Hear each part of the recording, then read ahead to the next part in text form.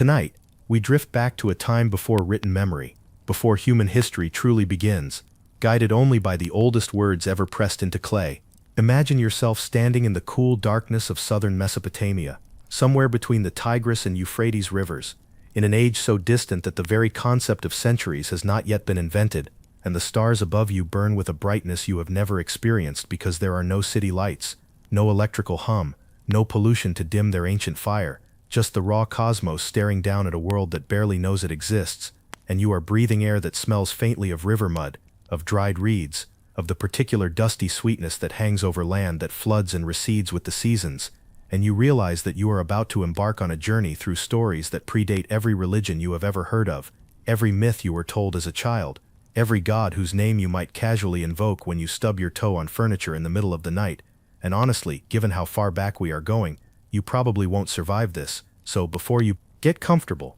take a moment to like the video and subscribe, but only if you genuinely enjoy what I do here. And while you are settling in, perhaps leave a comment telling me where you are listening from tonight, and what time it is in your corner of the world, because I genuinely love knowing that someone in Norway at 3 in the morning shares this strange historical insomnia with someone in New Zealand at dinner time. And now dim the lights, maybe turn on a fan for that soft background hum, and let's ease into tonight's journey together, because we are about to enter a world that existed before the gods themselves took their thrones, a world that the ancient Sumerians recorded with startling clarity on tablets of wet clay that they pressed with reed styluses and then baked in kilns or left to dry in the hot Mesopotamian sun. And these tablets, some of them dating back nearly 5,000 years, contain stories that scholars still argue about in university offices, academic conferences, stories that alternative historians have seized upon with enthusiasm that ranges from reasonable speculation to theories that would make your archaeology professor quietly excuse himself from the room.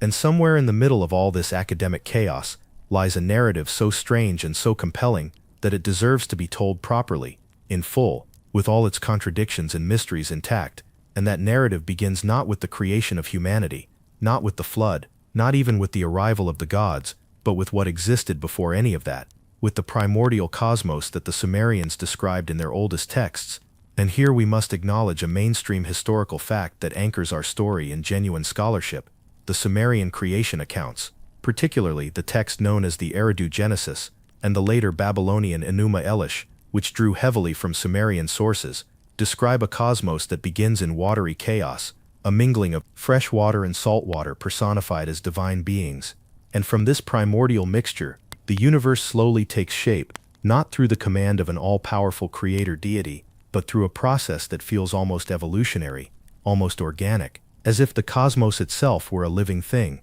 learning how to differentiate itself into distinct elements. And mainstream Assyriologists interpret these texts as sophisticated cosmological myths that reflect how ancient Mesopotamian peoples understood the natural world around them, the flooding rivers, the salty marshes, the way life seemed to emerge from mud and water. And this interpretation is reasonable, grounded, and accepted by the vast majority of scholars. But then there exists another reading, a fringe interpretation that certain alternative researchers have pursued with varying degrees of rigor. And this interpretation suggests that when the Sumerian texts speak of the time before the gods, they are describing an actual historical period when extraterrestrial beings had not yet arrived on Earth, a cosmic timeline that the Sumerians supposedly inherited from their predecessors.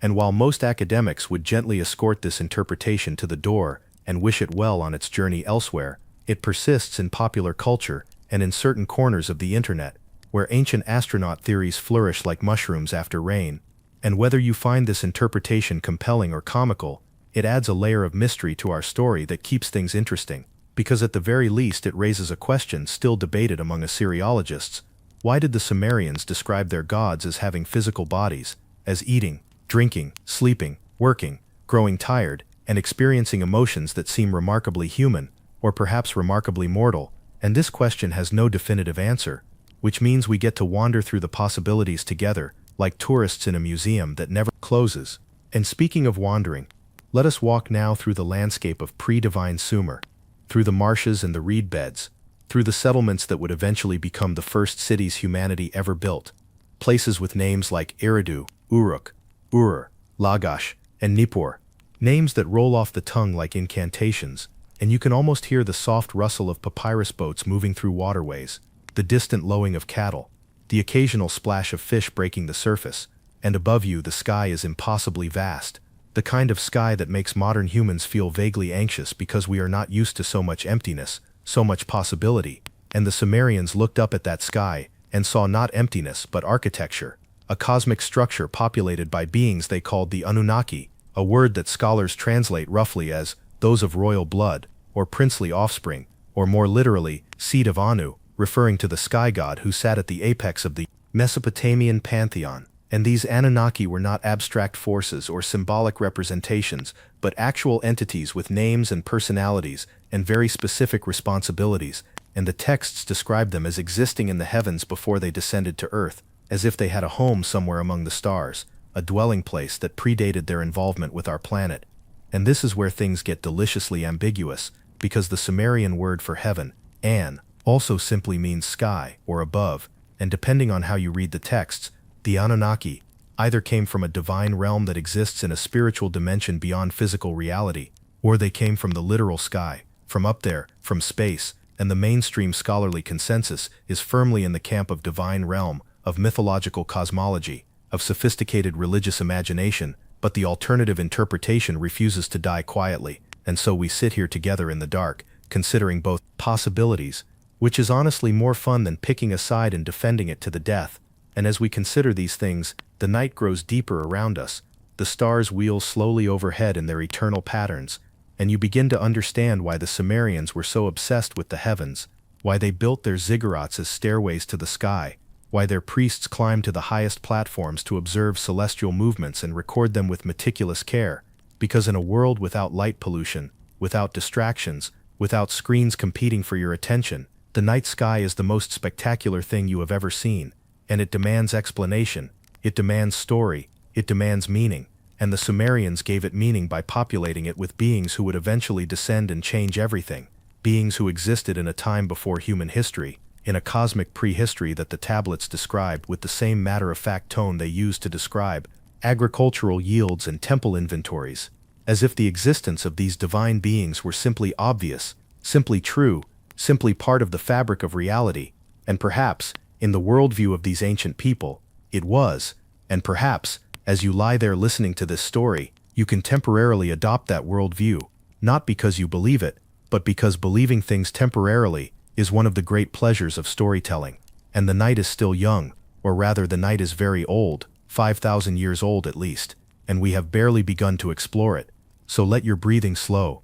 let your muscles relax, let the weight of the modern world slide off your shoulders like a heavy coat you no longer need. Because tonight you are not a citizen of the 21st century, you are a traveler in time, a guest in the archives of Sumer, and the clay tablets are waiting to tell you their secrets. The sky changes before anything else does, or at least that is what the tablets seem to suggest when they describe the arrival of the Anunnaki on Earth, and you are standing now in the same marshland you inhabited before. But something is different, something has shifted in the quality of the air, in the way the water reflects the light, in the behavior of the birds who have gone suddenly silent, as if anticipating an event they cannot name, and you realize that this is the moment the Sumerian texts describe as the descent, the coming down, the transition from celestial realm to terrestrial home, and mainstream scholarship identifies this narrative as a typical theogonic myth, a story about how gods came to interact with the mortal world, similar to Greek stories about Olympians descending to meddle in human affairs, or Norse tales about Asgardian gods crossing the Rainbow Bridge, and this interpretation is sound, supported by comparative mythology, and by the general patterns we observe in religious narratives across cultures. And the mainstream historical fact we must anchor ourselves to here is that the Sumerians developed one of the earliest known pantheons of anthropomorphic deities, gods with human forms and human personalities, who were believed to literally inhabit temples as their earthly homes. And these temples, called ziggurats in their most elaborate form, were not merely places of worship, but divine residences, complete with beds, dining areas, and servant quarters for the deity's daily needs. And archaeologists have discovered these temple complexes throughout Mesopotamia, from Eridu to Babylon, each one a testament to the Sumerians' conviction that their gods were physically present, that the divine was not abstract but concrete, touchable, real, and this conviction shaped every aspect of Sumerian society, from politics to economics to the arts, And understanding this conviction is essential to understanding why the Sumerian creation narratives feel so different from later religious texts, so grounded, so specific, so strangely matter-of-fact, and yet there exists a fringe interpretation of these same accounts that takes the Sumerian literalism even further, proposing that when the tablets describe the Anunnaki descending from heaven to earth, they are recording an actual arrival, an extraterrestrial landing, a moment when beings from another world touched down on Mesopotamian soil and began a project that would culminate in the creation of human beings. And the most famous proponent of this interpretation was Zecharia Sitchin, a controversial author who translated Sumerian texts in ways that mainstream scholars reject, and his theories, published in books like The 12th Planet, propose that the Anunnaki came from a planet called Nibiru on a long orbit that brings it near Earth every 3,600 years. And while academic Assyriologists have thoroughly debunked Sitchin's translations and his astronomical claims, his ideas have permeated popular culture and continue to influence alternative history communities, and you may find these ideas fascinating or ridiculous, but either way, they add a certain spice to our bedtime story, a certain what-if quality that keeps the mind engaged even as the body relaxes. And speaking of keeping the mind engaged, let us consider a question still debated among Assyriologists: the precise relationship between the Anunnaki and another group of divine beings mentioned in the texts, the Agigi, who seem to occupy a lower position in the celestial hierarchy, and who will become important later in our story when we discuss the creation of humanity. And some scholars argue that the Agigi and Anunnaki are simply different names for the same beings at different points in mythological history, while others maintain that they are distinct groups with distinct functions. And this disagreement matters because the relationship between these divine categories affects how we understand the events that follow: the labor, the rebellion, the decision to create workers from clay and divine essence. And as you consider these scholarly debates, which admittedly make for less exciting dinner party conversation than sports statistics or celebrity gossip, you might find yourself drifting into that pleasant half-aware state where ideas flow freely without the pressure of logical coherence. And that is perfectly fine. That is exactly where we want you to be, because the best way to absorb ancient mythology is not through rigorous analysis, but through relaxed reception, letting the images and narratives wash over you like warm water, like the Tigris and Euphrates flowing to the sea, like time itself moving slowly through the chambers of eternity. And the Anunnaki, having descended, now begin their work on Earth. And the tablets describe this work in terms that seem remarkably industrial for texts composed 5,000 years ago, describing the gods digging canals, draining marshes, building structures, performing physical labor that leaves them exhausted and resentful. And this is perhaps the strangest element of Sumerian mythology for modern readers: the idea that gods could be tired, that divine beings could sweat and strain and complain about their working conditions, because we are accustomed to omnipotent deities who create with a word, who speak, and it is done, who never dirty their hands with actual effort. But the Sumerian gods are different. The Sumerian gods work, and their work transforms the landscape of Mesopotamia, channeling water to irrigate fields, raising the land above the floodline, creating the conditions that will eventually support human civilization. And you can almost see them now, these strange divine laborers, their forms vaguely humanoid, but somehow larger, somehow more luminous, bending over their tasks in the heat of the Mesopotamian sun. And the humor here is subtle but present, because the image of gods with sore backs and blistered hands is inherently absurd, inherently undignified, inherently funny, in a way that the Sumerians themselves might have appreciated, because their humor, like ours, often emerged from incongruity, from the gap between expectation and reality, from the sight of mighty beings reduced to menial labor. And you might wonder why the gods didn't simply snap their fingers and create a finished world,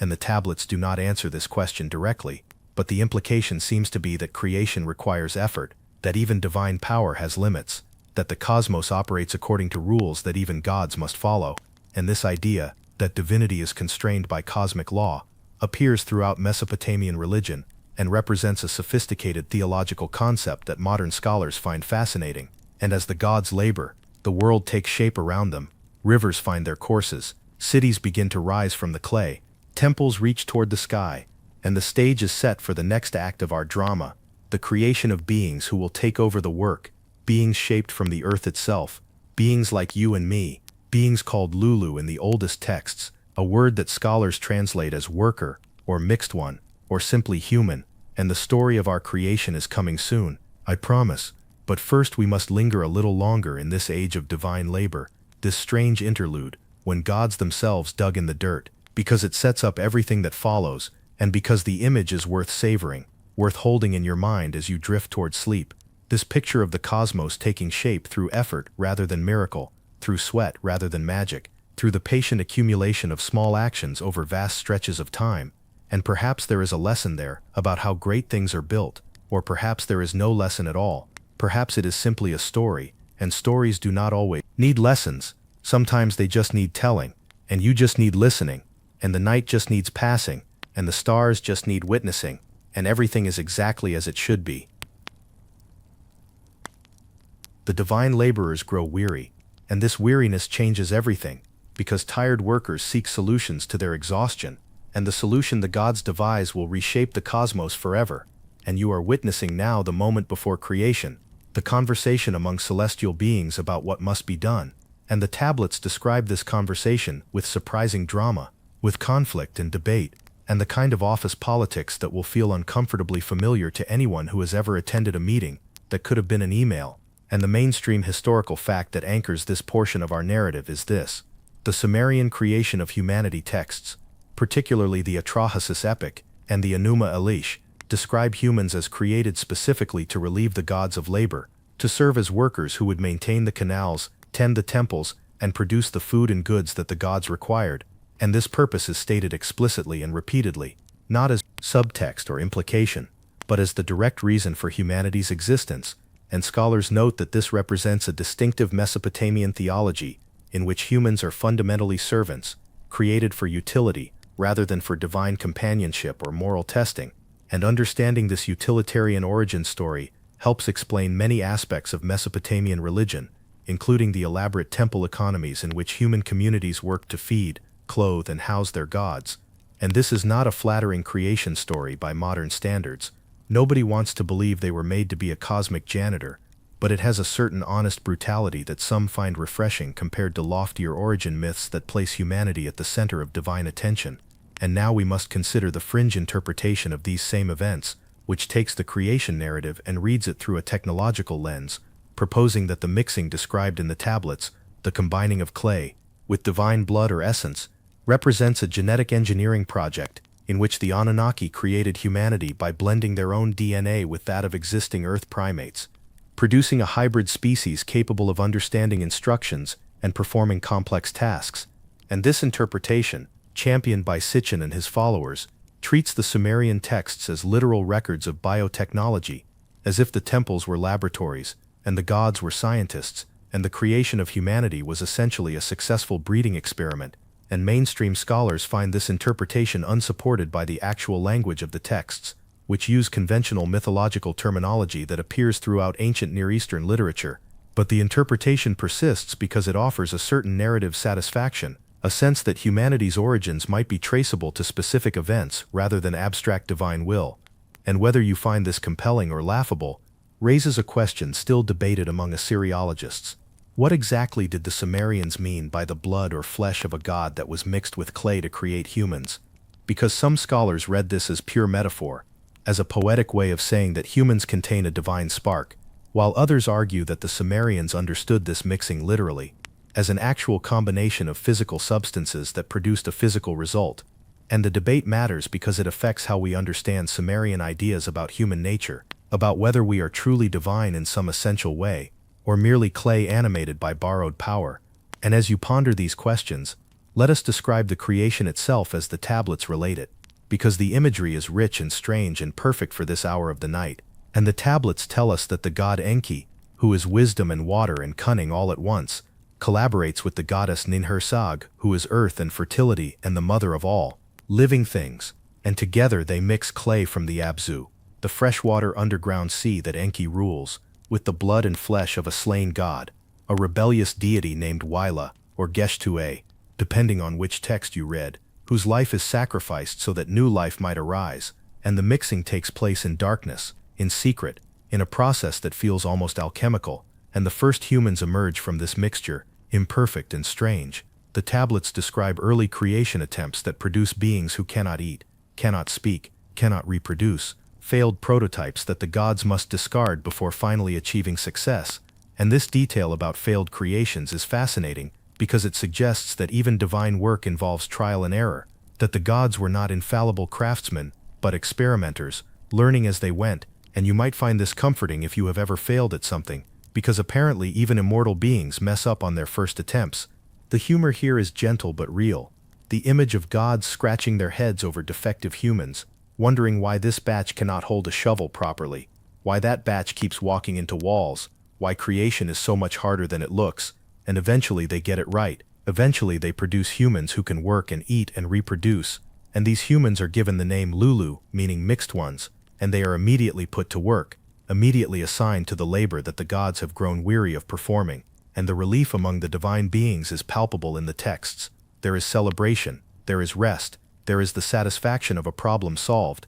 and humanity begins its long career of service, digging canals, building temples, growing crops, offering sacrifices, and the gods can finally relax, can finally enjoy the benefits of creation without the inconvenience of actually maintaining it. And this arrangement works for a while. The tablets suggest centuries, or even millennia of relative harmony, humans multiplying and spreading across the land, cities rising, civilization taking shape, and the gods watching from their temples, accepting offerings, granting favors, occasionally descending to interact with their creations in ways that the texts describe with varying degrees of detail.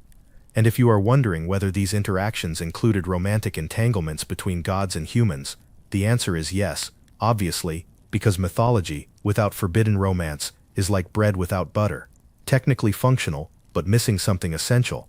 And the Sumerian texts include references to gods taking human partners, producing semi-divine offspring, blurring the line between creator and created, in ways that will have consequences later in our story. And as you lie there considering the strangeness of all this, the clay and the blood, and the mixing and the labor, you might feel a connection to those first humans, shaped from earth and divinity, put to work immediately, without so much as an orientation session, learning to survive in a world that was made for their usefulness rather than their happiness. And yet they survived, they built, they created, they told stories about their own origins, and passed those stories down through generations until scribes pressed them into clay, and the clay was baked and the tablets were stored and lost and found again, and translated, and debated. And here we are, 5,000 years later, still telling the same stories, still wondering what they mean, still shaped by the same mixture of earth and something else, something we cannot quite name but feel in moments of quiet. In moments like this one,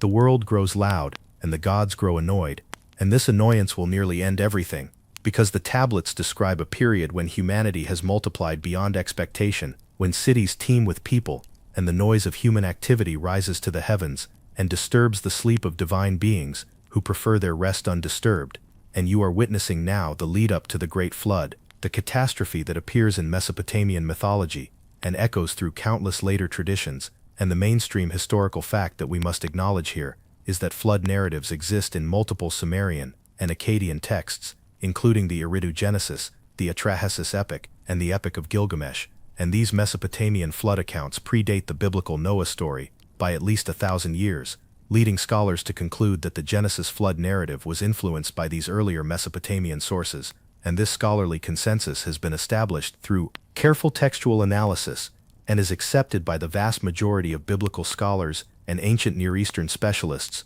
And the Mesopotamian flood is not a punishment for human sin in the biblical sense, but rather a solution to a divine problem, namely the noise and disruption caused by an overpopulated earth. And this distinction matters because it reveals different theological assumptions. The biblical flood is about morality, while the Mesopotamian flood is about convenience, and neither presents a particularly flattering picture of divine priorities, but at least the Sumerian gods are honest about their pettiness. And now let us consider the fringe interpretation of the flood narrative, which proposes that the story records an actual geological catastrophe, a real flood event that devastated Mesopotamia and perhaps larger portions of the ancient world. And while mainstream scholars acknowledge that periodic flooding was a reality of life between the Tigris and Euphrates, they dispute the claim that a global deluge actually occurred as described in the texts.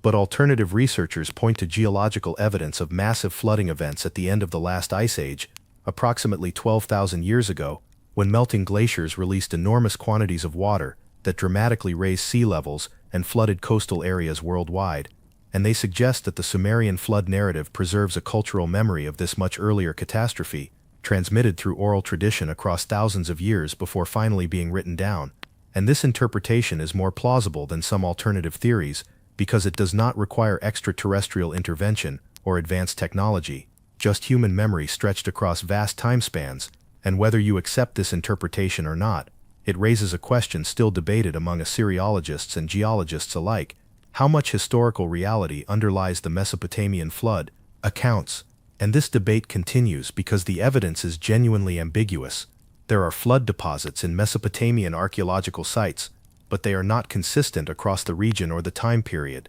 and so we are left with uncertainty, which is an uncomfortable but honest place to be. And the tablets describe the flood preparation in detail that feels almost procedural. The god Enki, who created humanity, and apparently feels some affection for his creations, warns a man named Ziosudra, or Utnapishtim, or Atrahasis depending on which text you read, warning him to build a boat and fill it with the seed of all living things, and the construction takes time. The boat rises plank by plank, and the neighbors ask questions that the builder must deflect with half-truths and evasions, and there is something deeply human about this image, the one person who knows disaster is coming, building frantically while everyone else goes about their daily business. And the flood arrived, as promised. The tablets describe rain and wind, and the opening of the heavenly gates, water pouring from above and below, the cosmos returning briefly to the primordial chaos from which it emerged, and humanity drowns, cities dissolve, the work of generations vanishes beneath the waves, and even the gods are frightened by the destruction they have unleashed. The tablets describe them cowering like dogs, regretting their decision, weeping for the creatures they have destroyed, and this divine regret is perhaps the most human moment in the entire mythology, the realization that power without wisdom produces catastrophe, that annoyance is not sufficient justification for annihilation, and the waters eventually recede, the boat comes to rest on a mountain, the survivors emerge to rebuild, and the gods make promises and set limits, agreeing to use other methods to control human population in the future, methods that sound remarkably like mortality and disease, and the natural constraints that make human life finite. And this is where our story begins to turn toward its conclusion. Because the flood marks a transition in the relationship between gods and humans, the tablets suggest that after the flood the gods become more distant, more withdrawn, less likely to walk among their creations or involve themselves in daily affairs, and this withdrawal continues over generations and centuries. The ziggurats still rise, but the presence within them feels fainter. The prayers still ascend, but the answers come less frequently, and humanity is left increasingly alone, inheriting a world that the gods have shaped but no longer choose to manage. And some texts describe specific departures, gods ascending to the heavens and leaving behind only their images, only their rituals, only the memory of a time when divinity was close and present and undeniable. And the fringe interpretation of this departure suggests that the Anunnaki literally left Earth, returning to their home planet or their space stations, or wherever extraterrestrial beings go, when they finish with a project. While mainstream scholars understand the departure as a theological development, a mythological explanation for why the gods seem absent in a world that suffering suggests they have abandoned, and both interpretations leave us in the same place, a world where something powerful has receded, where something that was once present is now gone, where humans must make their own meaning in the silence that remains. And as you lie there in your own silence, in your own darkness, with your own breathing soft and regular, you might feel the weight of this narrative, the strange sadness of a mythology in which creation was utilitarian, and destruction was capricious, and departure was inevitable, but also the strange comfort of being part of a story that has been told for 5,000 years, a story that connects you to scribes pressing styluses into clay, to priests climbing ziggurats to watch the stars, to farmers digging canals in the Mesopotamian heat, to everyone who has ever looked up at the sky and wondered where the gods went and whether they might return. And the night deepens around you, and the story is nearly complete, and you can rest now, you can drift, you can let the ancient images blur and blend, and carry you toward whatever dreams await. And so we arrive at the end of our journey through the oldest stories humanity ever recorded, and as you lie there in the gentle dark, let us gather together the threads of what we have explored tonight, because the Sumerian tablets paint a picture unlike any other creation mythology, a picture in which the cosmos began in watery chaos, in the mingling of salt and fresh water before any form or structure existed, and from that primordial mixture emerged the divine beings called Anunnaki, those of royal blood, those who descended from the heavens to a world not yet shaped for habitation. They came, according to the texts, and they worked, laboring to drain marshes and dig canals, and raise the land from the water, and this image of divine workers toiling in the Mesopotamian heat remains one of the strangest and most compelling details in all of ancient mythology. Gods with tired backs and blistered hands, immortal beings who nonetheless knew exhaustion and frustration and the desire for rest. And from that desire came humanity, mixed from clay and divine essence, shaped specifically to take over the work that the gods no longer wished to perform, created not for companionship or moral testing, but for utility, for service, for labor. And this unflattering origin story has its own peculiar honesty, its own refusal to pretend that we are the center of the cosmic drama.